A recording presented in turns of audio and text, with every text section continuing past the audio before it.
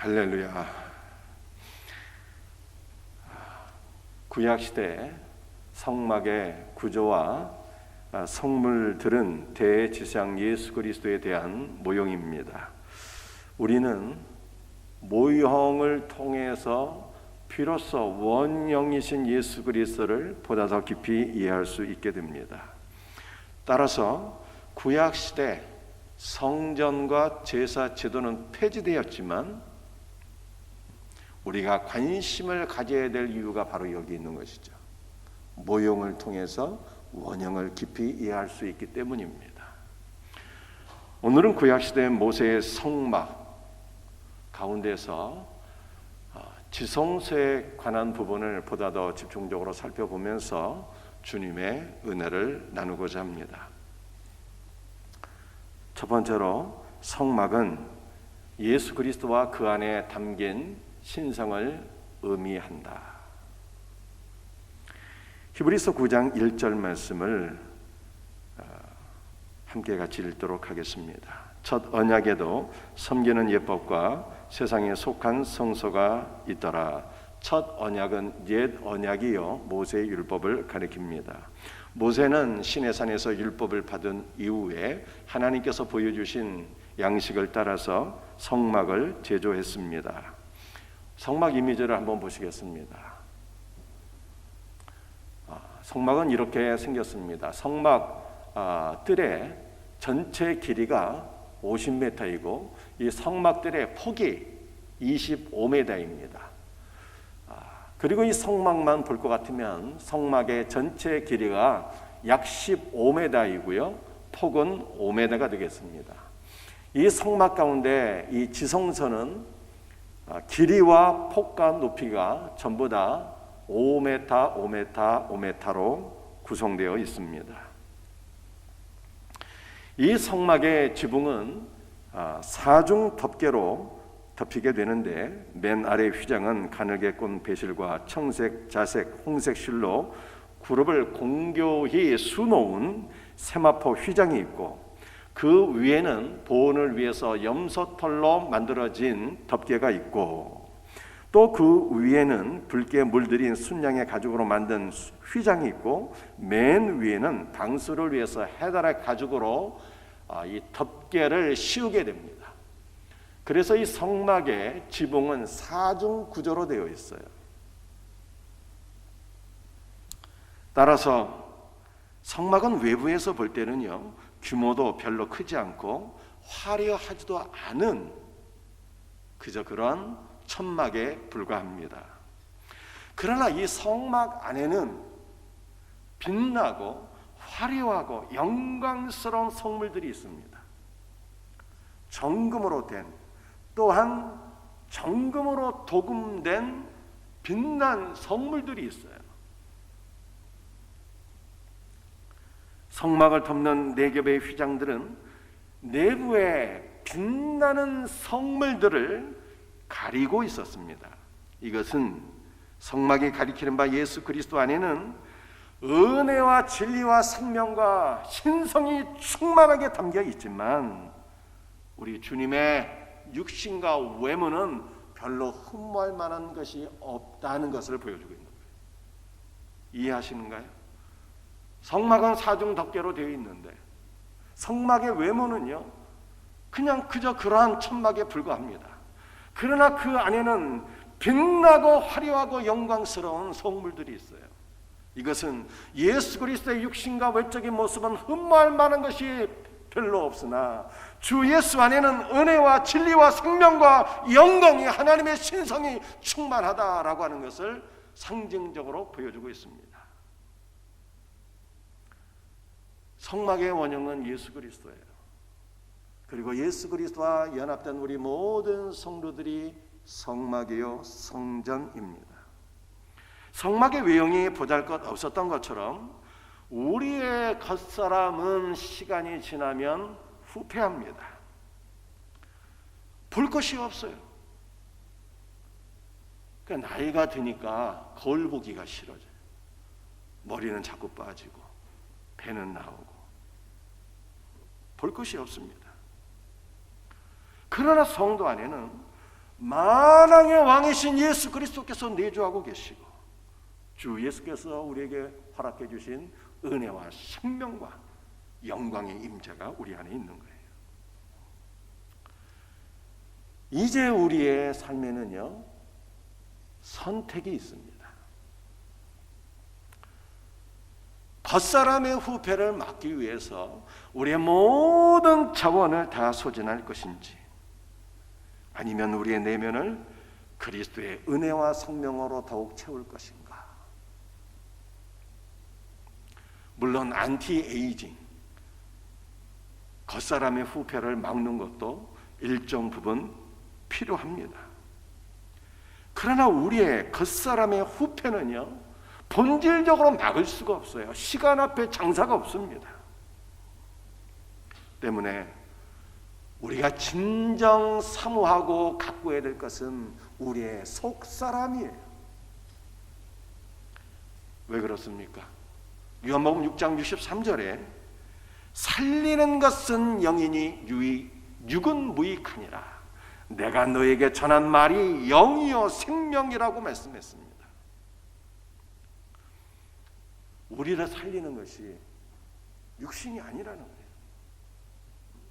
아무리 안티에이징하고 그 사람의 후패를 막기 위해서 좋은 거 먹고 운동 열심히 해도 그것이 우리에게 영원한 생명, 하늘의 생명을 줄 수가 없어요.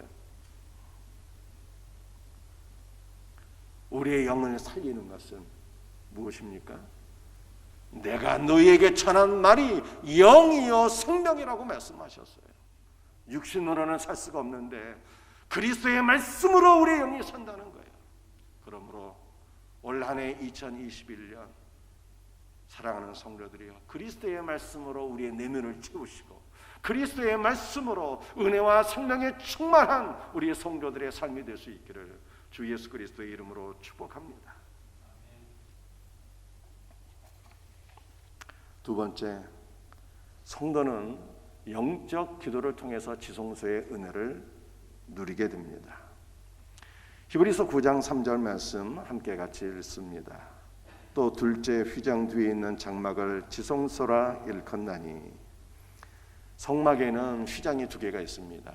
첫 번째 휘장은 뜰에서 성소로 들어가는 입구에 설치가 되어 있고요.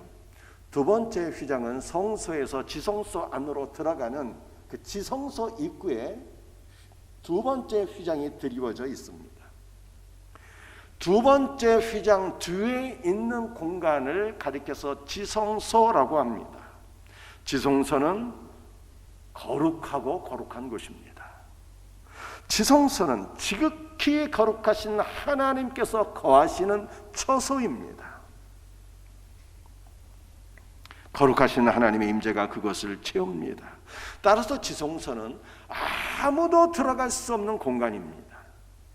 성소에서 섬기고 사역하는 제사장들도 지성소에는 들어갈 수가 없었어요. 지성소는 사람이 자력으로서는 들어갈 수가 없는 공간입니다. 오직 대제사장만이 1년에 한 번 잠시 동안 지성소에 들어갈 수 있었습니다. 이것은 대제사장이신 예수 그리스도 안에서 우리가 지성소 안으로 들어갈 때가 있다는 것을 예표했습니다. 인간은 지성소에 들어갈 수 없지만 그리스도의 사역은 우리가 지성소 안에 들어갈 수 있는 권한과 적합성을 우리에게 부여해 주었어요. 예수께서 십자가의 죽음을 당하셨을 때 지성소를 가로막고 있던 둘째 휘장이 위로부터 아래까지 쭉 찢어졌습니다. 휘장은 예수 그리스도의 몸을 가리킵니다. 예수 그리스도께서 우리의 구원을 위하여 몸이 찢기시는 고난을 받으심으로 말미암아 그 놀라운 은혜를 힘입어 이제는 주를 믿는 자는 누구든지 지성소 안으로 들어가서 거룩하신 하나님의 임재를 경험하게 된 것을 믿으시길 바랍니다. 히브리서 9장 4절 말씀을 함께 같이 읽습니다. 금향로와 사면을 금으로 싼 언약궤가 있고 그 안에 만나를 담은 금 항아리와 아론의 쌍난 지팡이와 언약의 돌판들이 있고. 둘째 휘장 안의 공간을 지성소라고 하는데, 이 지성소 안에는 어떠한 성물이 있었는가를 오늘 본문이 우리에게 보여주고 있습니다. 금향로가 있었다고 말씀하고 있죠. 금향단은 조각목으로 만들어서 금을 입힌 것으로서 그 크기가 가로와 폭이 50cm, 높이가 1m로 이루어져 있습니다. 대제사장은 날마다 이 금향단에서 분향을 했습니다. 금향단의 향은 하나님만을 위해서 만들어진 매우 특별한 향이었으며, 이 분향단에서 분향하는 향은 성도의 기도를 상징합니다. 그런데 이 금향단에서 분향하는 향은 세 가지 향이었는데, 소합향과 풍자향과 나감향이었습니다. 이 세 가지 향으로서만 분향할 수 있었고, 이 세 가지 향 외에 그 어떠한 향도 하나님 앞에 분향할 수가 없었어요. 단 세 가지, 소합향, 풍자향, 나감향의 향만 분향을 했습니다. 자, 여러분들 한번 잘 들어보세요. 대제사장이 날마다 분향하는 향은 성도의 기도를 상징하는데요, 이 향은 세 가지 향만 분향할 수 있다고 말씀드렸습니다. 이것은 우리의 기도가 어떠해야 되는가를 보여주고 있는 것입니다. 우리가 아무 것이나 구하고 기도해도 된다는 뜻이 아닙니다. 세 가지 향만 하나님 앞에 분향할 수 있었다는 것은 우리의 기도가 성경에서 구하라고 하신 것만 구하고 하나님께서 주시겠다고 약속하신 그것만 구해야 된다고 하는 뜻입니다. 성경에서 우리 주님께서 무엇을 구하라고 말씀하셨나요? 우리에게 무엇을 주시겠다고 약속하셨습니까? 우리 말씀에서 몇 가지 한번 확인해 볼 수 있도록 하겠습니다. 마태복음 6장 33절 말씀이에요. 그런즉 너희는 먼저 그의 나라와 그의 의를 구하라. 그리하면 이 모든 것을 너희에게 더하시리라. 예수 그리스도의 의를 구하고 예수 그리스도의 나라를 구하라고 말씀하고 계세요. 그러면 나머지 것들은 구하지 않아도 다 너에게 더해 주실 것이라고 주님께서 약속하셨습니다. 그러므로 주님께서 구하라고 하신 그것을 구하는 것이 바로 성경적인 기도예요. 예수 그리스도의 의와 예수 그리스도의 나라를 구하는 성도들이 되시기를 바랍니다. 요한복음 10장 10장 말씀을 한번 같이 읽습니다. 도둑이 오는 것은 도둑질하고 죽이고 멸망시키려는 것뿐이요 내가 온 것은 양으로 생명을 얻게 하고 더 풍성히 얻게 하려는 것이라. 우리 예수님께서 이 땅에 오신 목적이 풍성한 생명을 주시기 위함이라고 말씀하고 있습니다. 그러므로 우리는 무엇을 구해야 되는 것입니까? 예수님께서 주시겠다고 약속하신 주 예수의 풍성한 생명, 하늘의 생명, 부활의 생명, 영원한 생명을 사모하며 구하는 성도가 되셔야 합니다. 이것이 바로 성경적인 기도예요. 사도행전 16장 31절 말씀입니다. 주 예수를 믿으라. 그리하면 너와 네 집이 구원을 받으리라. 가정의 복음화를 위해서 기도하는 것, 이것이 기도하라고 하신 주님의 명령이며 바로 주님께서 이루어 주시겠다고 하신 이 약속의 말씀을 붙잡고 기도하는 것이 참된 기도인 것입니다. 골로새서 3장 1절 말씀을 같이 읽겠습니다. 그러므로 너희가 그리스도와 함께 다시 살리심을 받았으면 위의 것을 찾으라. 거기는 그리스도께서 하나님 우편에 앉아 계시느니라. 우리 예수 그리스도께서 아버지 보좌 우편에 앉아 계십니다. 위에 있는 예수 그리스도를 구하라고 바울이 말씀하고 있습니다. 인간의 탐욕을 따라서 나의 욕심을 구하는 것이 기도가 아니라 우리 주님께서 구하라고 하신 그것, 주시겠다고 약속하신 바로 그것을 사모하는 마음으로 믿음으로 구하는 것이 바로 성경적인 기도인 것입니다. 출애굽기 30장 6절 말씀입니다. 그 제단을 증거계 위 속죄소 맞은편 곧 증거계 앞에 있는 휘장 밖에 두라. 자, 이 말씀은 보다 더 집중함이 필요합니다. 금향단은 히브리서 9장 4절에 의하면 지성소 안에 있지만 출애굽기 30장 6절에 의하면 지성소 바깥에, 즉 성소에 있는 성물이에요. 두 번째 휘장 안쪽이 아니라 두 번째 휘장 바깥쪽에 인접한 성물이 바로 금향단이었습니다. 왜 히브리서와 출애굽기가 서로 내용이 다른 것입니까? 자, 향은 성도의 기도를 상징한다고 말씀드렸어요.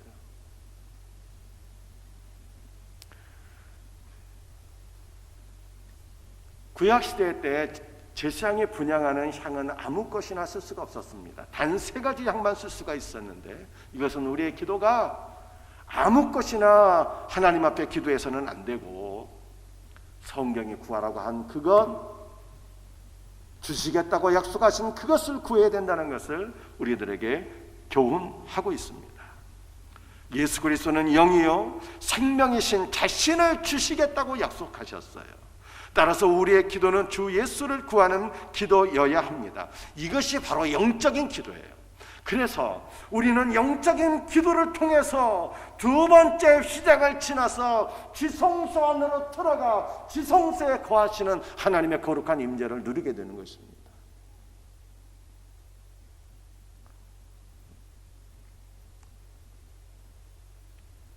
히브리서에서 금향단이 지성소 안에 놓여 있다라고 하는 것이 바로 그 의미예요. 출애굽기에는 둘째 휘장 바깥에 있는데, 이 둘째 휘장 바깥에 놓인 이 금향단의 향을 통해서 예수 그리스도를 구하는 영적인 기도를 통해서 우리는 지성소 안으로 들어간다는 거예요. 지성소 안으로. 사랑하는 성도들이여, 그러므로 기도할 때마다 주 예수를 사모하고 주 예수를 구하시고요, 주 예수를 구하는 기도를 통해서 지성소의 은혜를 누릴 수 있는 성도들이 되시기를 주님의 이름으로 축복합니다. 레위기 16장 12절 13절 말씀을 함께 같이 읽습니다. 향로를 가져다가 여호와 앞 제단 위에서 피운 불에 그것에 채우고 또 곱게 간 향기로운 향을 두 손에 채워 가지고 휘장 안에 들어가서 여호와 앞에 분향하여 향연으로 증거계 위 속죄소를 가리게 할지니 그리하면 그가 죽지 아니할 것이며. 향을 태우는 금향단이 2개가 있었어요. 하나는 성소에 있는 것입니다. 대지장이 이 금향단에서 날마다 3가지의 향으로 분향을 했어요. 둘째 휘장 바로 바깥에 있었습니다.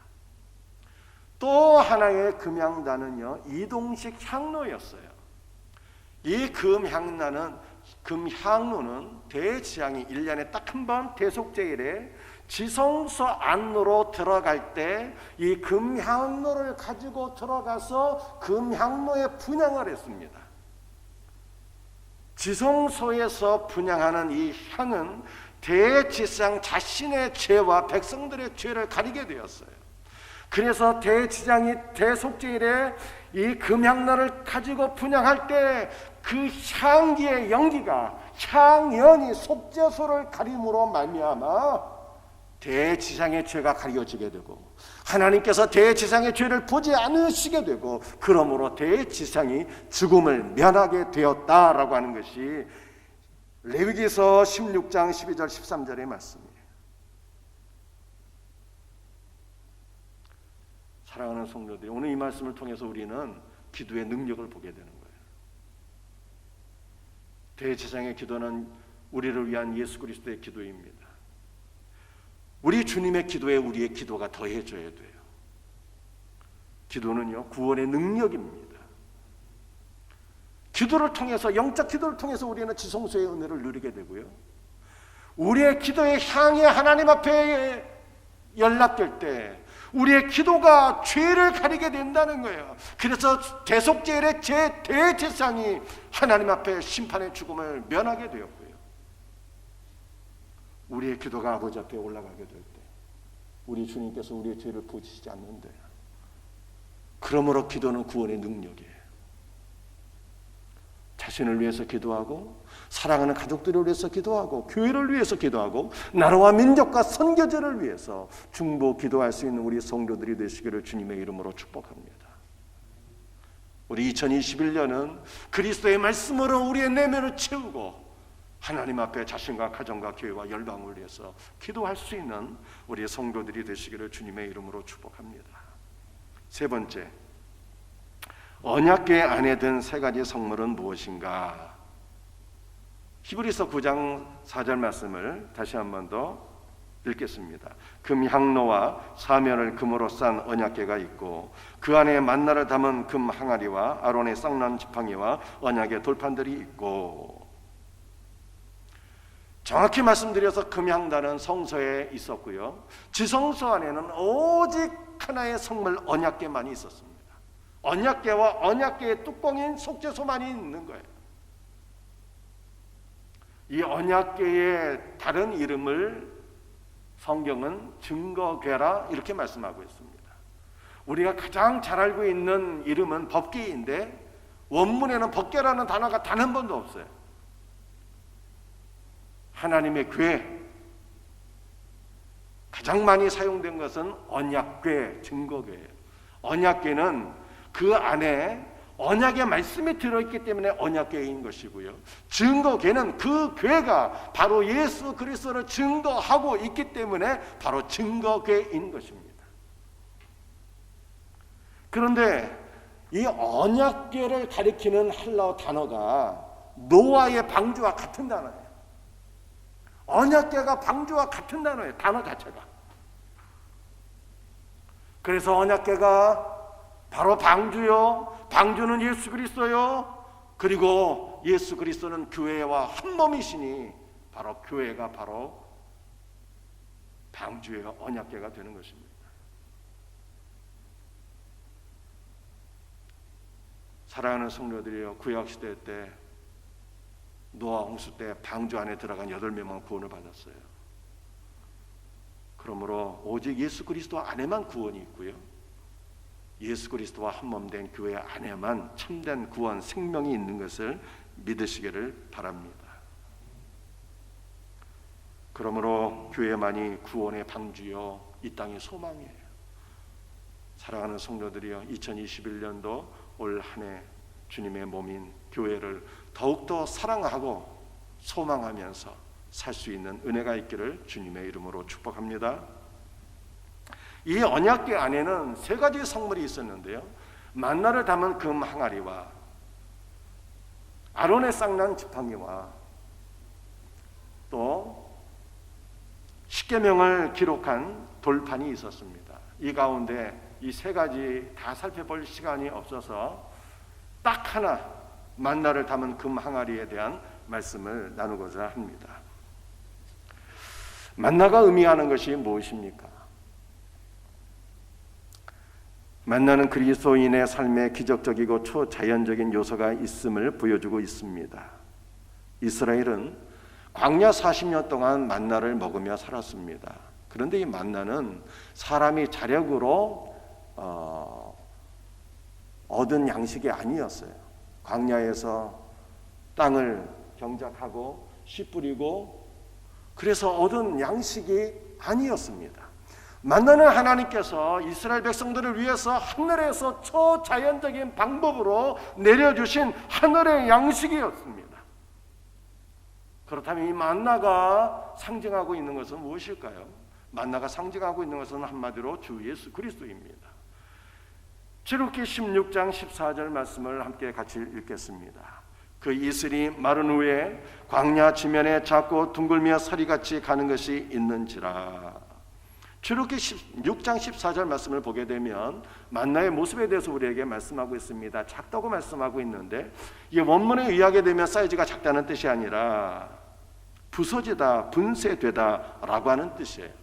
이것은 십자가에서 부서지고 분쇄되신 예수 그리스도의 십자가의 고난을 가리키고 있는 것입니다. 둥글며 라고 표현하고 있어요. 이것은 껍질이 벗겨지다 라고 하는 뜻입니다. 십자가에서 실오라기 하나 걸치지 않으신 채 수치스럽게 돌아가신 예수 그리스도의 모습을 보여주고 있습니다. 서리같이 생겼는데 이 서리라고 하는 단어의 원문은 죄를 감추고 용서하다라고 하는 뜻입니다. 그러므로 우리 주 예수 그리스도께서 십자가에서 죽음을 당하시고 벌거벗긴 채 수치를 당하신 이 놀라운 은혜를 통해서 우리의 모든 죄가 사함을 받게 되었다라고 하는 것이 만나에 담긴 영적 메시지예요. 만나는 예수 그리스도를 상징하는 것이고 이스라엘 백성들을 위해서 하늘에서 내려진 초자연적인 방법으로 내려진 양식이었습니다. 만나가 초자연적인 하늘의 양식이었던 것처럼 그리스도인 자체가 바로 초자연적인 하나님의 은혜에 의해서 된 것입니다. 요한복음 1장 12절 13절 말씀을 한번 같이 읽어보겠습니다. 영접하는 자, 곧 그 이름을 믿는 자들에게는 하나님의 자녀가 되는 권세를 주셨으니 이는 혈통으로나 육정으로나 사람의 뜻으로 나지 아니하고 오직 하나님께로부터 난 자들이니라. 영접한다는 것은 선포되는 말씀을 나에게 주신 말씀으로 믿음으로 취한다는 뜻이에요. 예수 그리스도의 말씀을 믿음으로 취할 때 하나님의 자녀가 되는 권세를 얻게 됩니다. 그런데 이것은 돈으로 살 수 있는 것도 아니고요, 인간의 의지나 노력으로 자력으로 되어지는 것도 아닙니다. 오직 예수 그리스도의 십자가 보혈의 공로로 이루어지는 것이고요, 오직 위에 계신 하나님의 역사로 성령 안에서 이루어지는 초자연적인 역사예요. 여러분들 이해하십니까? 우리가 그리스도인이 된 것이 나의 육신의 의지나 노력이나 결단으로 이루어진 것이 아니라 성령의 역사로 내가 선포되어지는 말씀을 내 것으로 취하게 될 때, 믿음으로 취하게 될 때 우리가 하나님의 자녀가 되는 권세를 얻게 된다는 것입니다. 우리가 예수 그리스도인이 된 것이, 크리스찬이 된 것이 초자연적인 성령의 역사로 이루어졌다는 것입니다. 베드로후서 1장 4절에는 이렇게 말씀하고 있어요. 신성한 성품에 참여하는 자가 되게 하셨다. 우리는 성령의 역사로 하나님의 자녀가 되었고, 성령의 역사로 거듭난 이후에도 예수 그리스도의 신성한 성품에 참여하는 놀라운 은혜를 누리게 되었어요. 따라서 그리스도인은 본질적으로 세상 사람들과 다른 존재입니다. 조금 다른 게 아니라, 조금 나은 것이 아니라 본질적으로 완전히 다른 존재가 되었어요. 이전 것은 지나갔으니 보라 새 것이 되었다, 성경이 말씀하고 있습니다. 그리스도인은 초자연적인 방법으로 성령의 역사로 거듭난 존재이기에 거듭난 이후에도 초자연적인 양식을 먹으며 살아가야 됩니다. 우리가 날마다 먹어야 될 초자연적인 양식이 무엇입니까? 하늘의 만나예요. 주 예수 그리스도를 먹어야 되는 것입니다. 성도의 양식은 세상의 학문이나 돈이 아닌 것입니다. 우리의 영혼을 살리는 것은 참된 양식이신 예수 그리스도뿐이에요. 말씀과 기도를 통해서 생명의 양식이신 예수 그리스도로 우리의 내면이 채워지지 않으면 우리의 영혼은 결단코 하나님 앞에 바르게 설 수가 없습니다.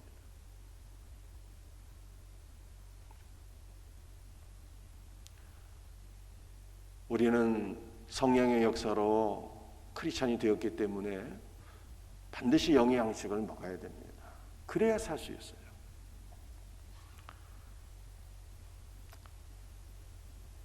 신년 감사 예배 때 말씀드렸던 것처럼 코로나로 인해서 우리는 마치 종말을 살아가는 듯한 느낌을 받습니다. 미국에서 하루에만 3,000명, 4,000명이 사망하고 있어요.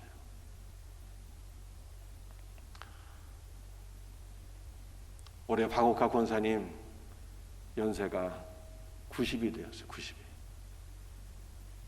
90이 딱 되니까 박옥화 권사님 건강이요 벌써 다르더라고요.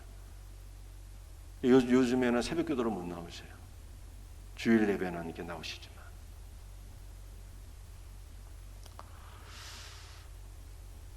코로나 시대에 많은 사람들이 죽어가고 있고, 또 박옥화 권사님 건강도 한풀 꺾이신 것을 보면서 죽음을 생각하게 돼요. 여러분도 죽게 되면 매장하거나 아니면 화장하게 되는 것입니다. 우리의 마지막 죽음을 생각할 때, 야, 내가 죽고 내 몸이 소각장에 들어가서 다 소각되어지는 그런 것을 생각하게 되면요, 목사지만 두려움이 생겨요. 두렵습니다. 죽음이 멀지 않았어요. 몇 년 남았을까요? 한 20, 30년?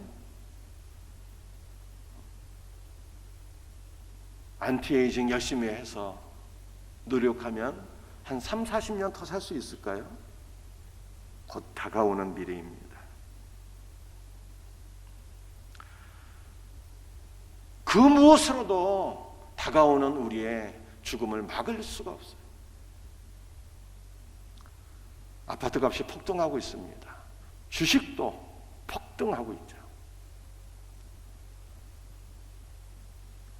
세상에 물질이 많으면 잠시는 좋을지 모르겠어요. 그러나 아무리 많이 소유해도 다가오는 죽음을 막을 수가 있나요? 그 죽음의 두려움과 공포에서 벗어날 수가 있을까요? 불가능합니다. 절대로 안 돼요. 그렇다면 우리는 어떻게 살아야 되는 것입니까? 방법은 딱 한 가지더라고요. 우리는 성령의 역사로 크리스찬이 되었어요. 우리는 영적인 존재이기 때문에 영의 양식이신 예수 그리스도를 먹어야 됩니다. 그리스도를 먹고, 그리스도를 먹는다는 것은 말씀과 기도를 통해서 은혜를 받는 것을 의미하는 거예요. 그리스도를 먹고 그리스도를 사모하고 그리스도의 임재를 누려야 합니다. 지금 이 땅에서 날마다 그리스도를 먹고 그리스도의 영적 임재를 누리는 성도만이 죽음의 공포에서 벗어나서 오히려 영원하신 하나님의 나라를 기쁨으로 소망하며 살 수가 있는 거예요. 마지막 성경 구절인데 빌립보서 1장 23절 말씀이에요. 함께 같이 읽겠습니다. 차라리 세상을 떠나서 그리스도와 함께 있는 것이 훨씬 더 좋은 일이라. 그렇게 하고 싶으나. 사도 바울의 고백이거든요. 사도 바울이 지금 뭘 말씀하고 있습니까? 나 빨리 죽어서 그리스도와 함께 있었으면 좋겠다는 거예요. 그러나 내가 살아있는 것은 너희를 위해서 살아있다. 이렇게. 바울은 죽음이 두렵지 않았어요. 왜 죽음이 두렵지 않았을까요? 그도 인간인데. 바울이 죽음이 두렵지 않았던 이유는요, 그리스도로 충만하고 그리스도의 임재 가운데 있었기 때문에, 날마다 그리스도 안에 거했기 때문에 그래요. 그리스도 안에 거하고 그리스도께서 바울 안에 거하시는 주 예수 그리스도와 하나 된 관계, 주 예수의 은혜와 성령 안에 잠겨있는 이 놀라운 은혜를 그가 날마다 누렸기 때문에 하나님 나라가 내 안에 들어왔는데 무엇이 두렵겠어요? 죽음도 두려움이 없이 오히려 빨리 하나님 나라 들어가고 싶은 열망에 사로잡혀.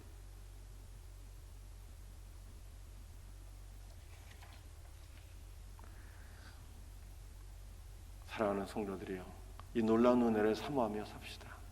딱 하나예요. 아무도 안티에이징 아무리 열심히 해도 겉사람의 후퇴를 막을 수가 없어요. 죽음은 곧 다가오는 문제. 방법은 딱 하나, 그리스도의 임재를 지금 날마다 누리는 거예요. 오늘 말씀을 세 가지 드렸는데요, 첫 번째, 성막을 통해서 우리의 겉사람의 후퇴를 막을 수 없으나 우리의 속사람은 그리스도의 은혜와 생명으로 채워야 된다. 두 번째, 우리 금향단의 기도는 성도의 기도를 상징하며 우리 성도의 기도는 어떠해야 되는 것인가? 아무 것이나 구한다고 기도가 되는 것이 아니라 주님이 구하라 하신 그것, 주님이 약속해 주신 그것을 구하는 것이 참된 기도이다는 거예요. 세 번째, 하늘의 양식이신 만나. 여러분들, 우리는 영적인 존재이기 때문에 육신의 양식으로는 살 수가 없어요. 영의 양식을 먹어야지. 영의 양식 예수 그리스도를 먹고 예수 그리스도로 충만할 때, 주 예수의 임재 가운데 거할 때, 이러한 성도만이 종말에 소망과 기쁨과 담대한 믿음으로 승리하는 거예요. 이 놀라운 은혜가 저와 여러분들에게 경험되어지기를 주님의 이름으로 축복합니다.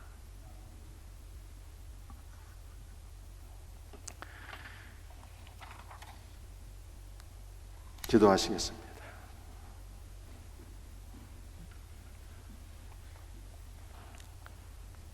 주 예수님, 오늘도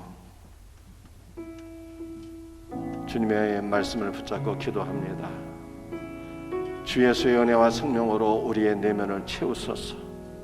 우리의 속사람이 날마다 새로워지게 하소서. 주님이 구하라고 말씀하신 그것을 구하며 살게 하옵소서. 주 예수를 먹고 마심으로 주 예수의 임재 가운데 거하게 하소서. 주 예수의 이름으로 감사하며 기도합니다.